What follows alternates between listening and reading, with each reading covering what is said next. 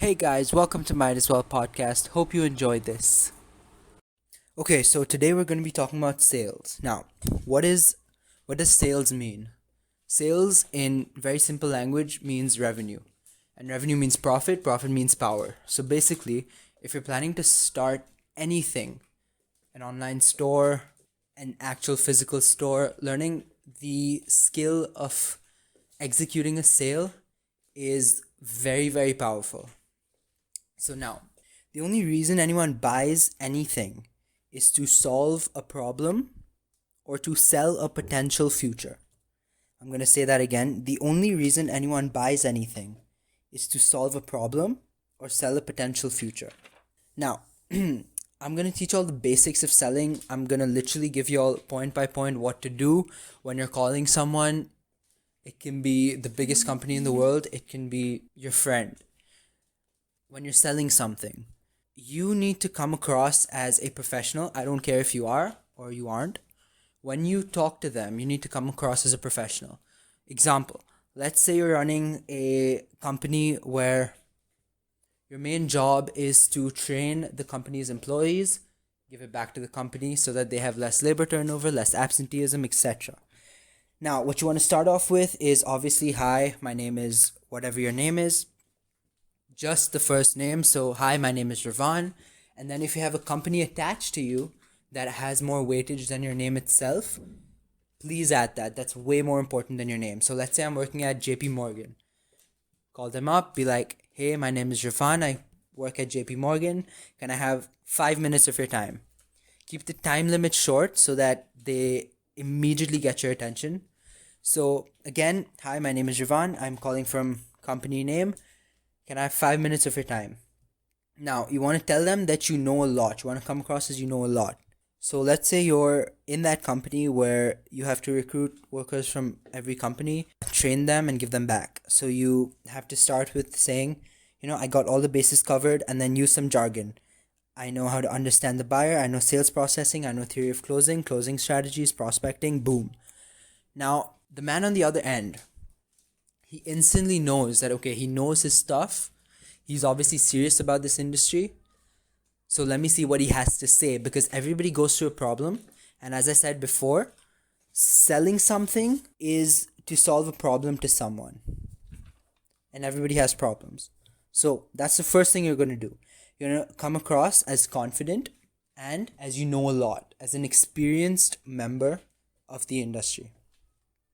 The next part is one of the most important parts, and it's to sell the idea of being great after making the deal. So, what do I mean by this?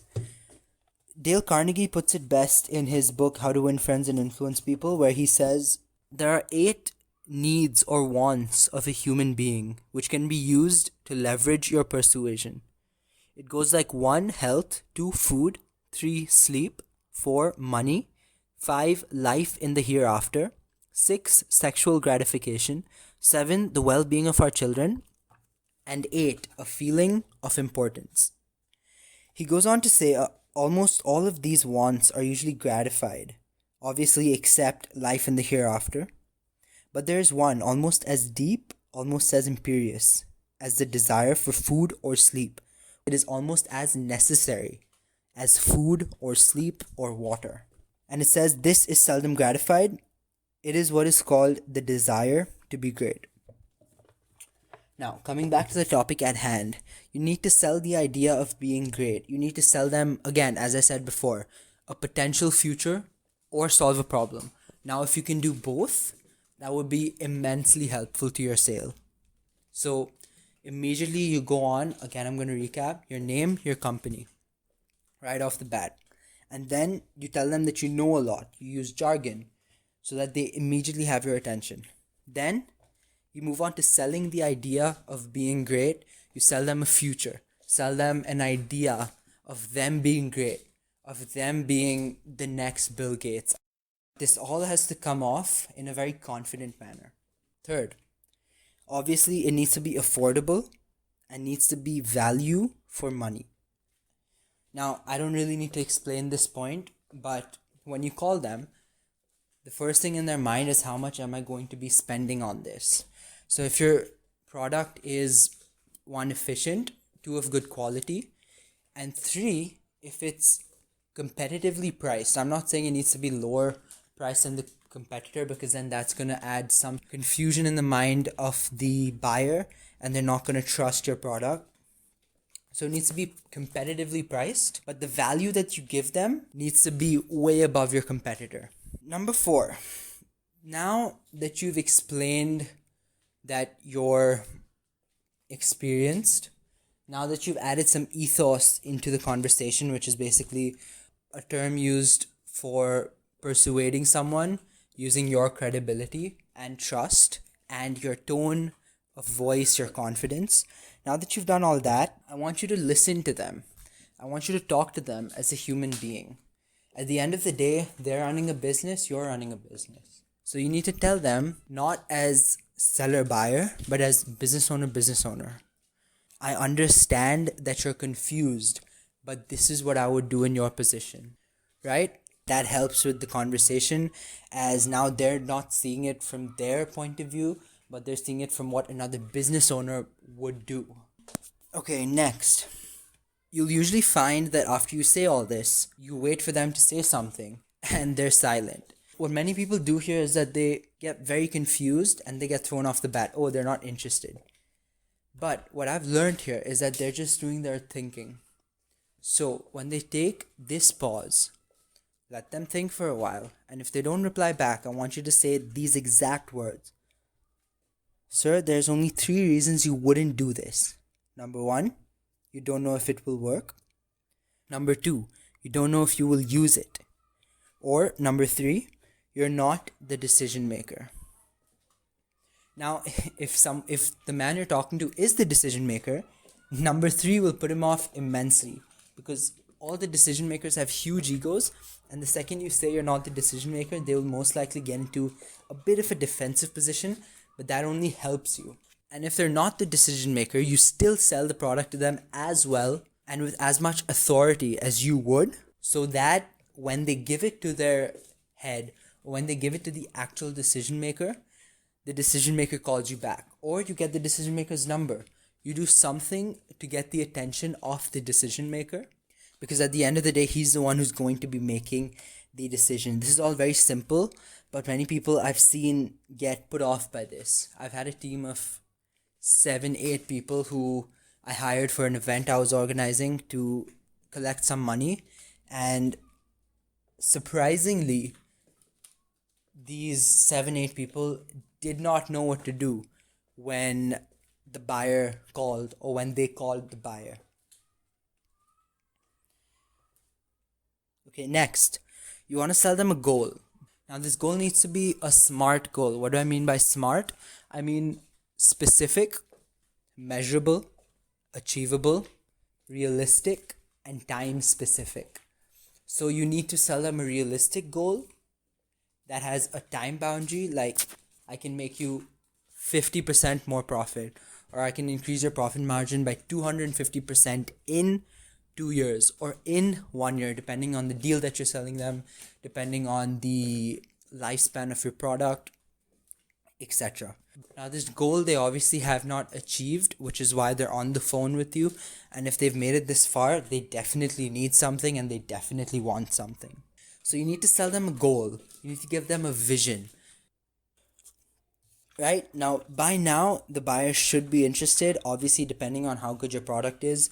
If your product isn't good, just forget about it. The man is not going to listen to you if your product's not good, or if the quality of your service is not good. Now, let's get into a different section. Let's say you're calling without an appointment. Now, the previous conversation would happen with a buyer who you've already sent an email to, whose assistant you've already spoken to, and who you've already gotten an appointment with. Now, let's say you don't have an appointment with someone and you're in immediate need for sales, and you just call up the next person you know, or the first company you see on Google.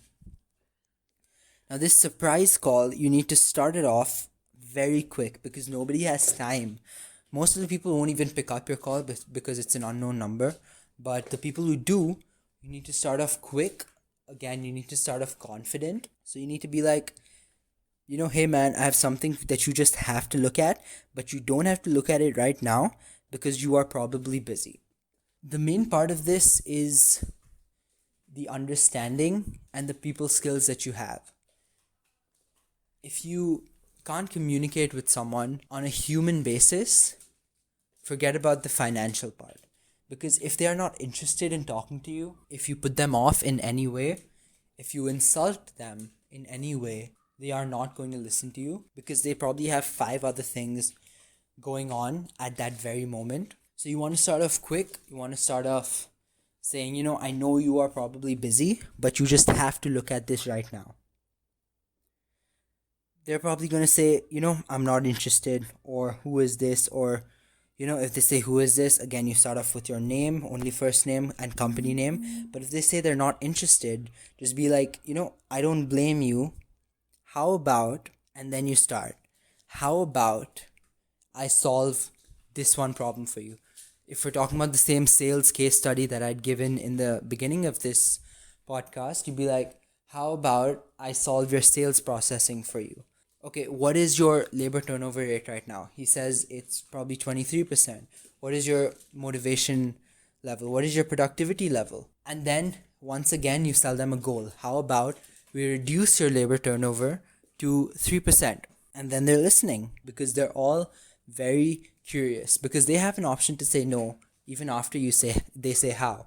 So it's a very non-risky way of listening to you. And then after they say how, that's your chance. That's your chance to sell the product. That's your chance to show them that you know a lot about the product. Use the jargon. That's your chance to sell the idea of being great. That's your chance of telling them that your product is affordable. Your product is a value for money. Now, what I did some time back is I was selling something to another company, and I contacted a pretty dominant firm in the industry, another dominant firm in the industry, and I asked them, how much would it be worth if I can solve this one problem for you? And I said the problem. And then they gave me a figure, right? They said, $2,300. So you call your target buyer, who by the way is in the same industry as this dominant firm I just called, and you'd be like, I just got off the phone with, and then the dominant firm's name.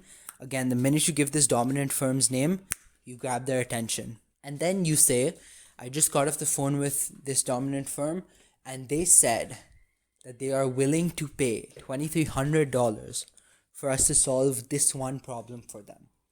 Now, you'll probably be selling 6-7 different services that could potentially solve the problem for them. It's not a clear-cut way of solving the problem. Otherwise, all the problems would have been solved. So you'll be selling them these 10 different things, out of which one of them you've already gotten a quotation for. Now, that quotation will most likely be less than the entire package deal that you're offering the company. So you say, let's say the dominant firm said, okay, if you solve our sales processing problems, we'll pay you $2,300. And you're selling the sales processing, theory of closing, closing strategies, and prospecting for $1,500 with a 36-month subscription. You can say that instead of selling you the sales processing for $2,300, you need to exaggerate a little bit in this, otherwise it won't work. Instead of solving your sales processing for $2,300, I'll solve your sales processing for $1,500, and I'll give you the prospecting, closing strategy, and theory of closing for free. Now, in reality, you're just selling them all of these things, and there is a potential to solve the problem that they're looking at, which is either labor turnover or absenteeism. But you need to exaggerate in a way that they know that this will definitely solve the problem of sales processing, and that's where your jargon comes in. That's where the ethos comes in. They're most likely to trust you when they think you know your shit, when they think that you know a lot about the industry, when they know that you've spoken to a dominant firm in the industry and they've said that they want whatever. You can even send the dominant firm an email and then take a screenshot of that email and send it to the buyer as proof. So these are all little strategies which can help you establish your dominant ground from the get. Now, if they say they're not interested at all and they hang up, very few people are likely to do this if you've done everything I've told you to do. But if they do, I want you to call the next day. Let me tell you a story of this one guy who I was selling something to during the event. I think we were looking for sponsorships. And the guy basically said no to us. So we called again. He said no. We called again. And when we called the third time, we weren't calling to sell anything. We just said, we don't think we are getting our point across. Or, sir, we're not going to quit. We would just like 10 minutes of your time in your office or 10 minutes of a subordinate's time in your office so that we can explain to you how good this product actually is or how good this service actually is. You need to be articulate and you need to be confident. If you're not confident in your product, nothing will get through. I don't care if your product is the worst product in the market. You need to be advertising it like it's the best product on the market. Or actually improve your product, because then you won't get repeat sales.